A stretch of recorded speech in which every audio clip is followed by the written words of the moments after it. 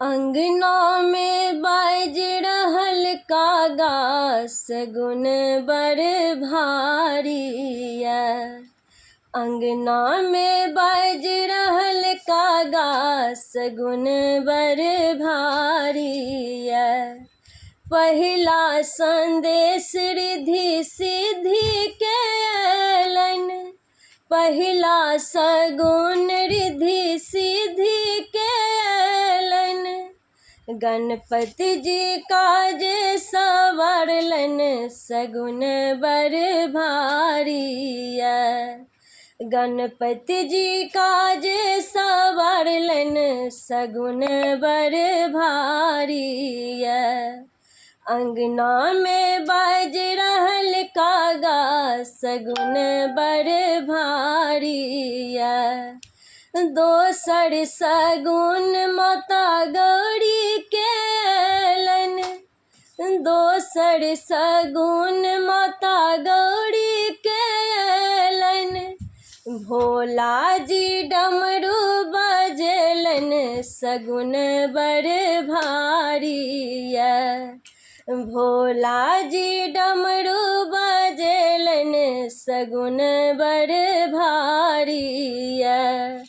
अंगना में बाज रहल कागा सगुन बर भारी है। अंगना में बाज रहल कागा सगुन बर भारी है। तेसर सगुन राधा रानी के अयलन, तेसर सगुन राधा रानी के अयलन।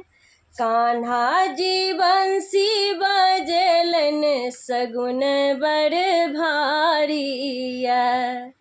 कान्हा जी बंसी बजेलन सगुन बर भारी है। अंगना में बाज रहल कागा सगुन बर भारी है। अंगना में बाज रहल कागा सगुन बर भारी है। चारिम सगुन सीता मैया के अयलन, चारिम सगुन सीता मैया के अयलन। राम जी कष्ट हर लेलखिन सगुन बर भारी है। राम जी कष्ट हर लेलखिन सगुन बर भारी है। अंगना में बाज बर भारी है। अंगना में बाज रहल कागा सगुन बर भारी है। पाँचम सगुन अम्बे मैया के अयलन, पाँचम सगुन अम्बे मैया के अयलन। मैया जी गोदी भरी देलखिन सगुन बर भारी है।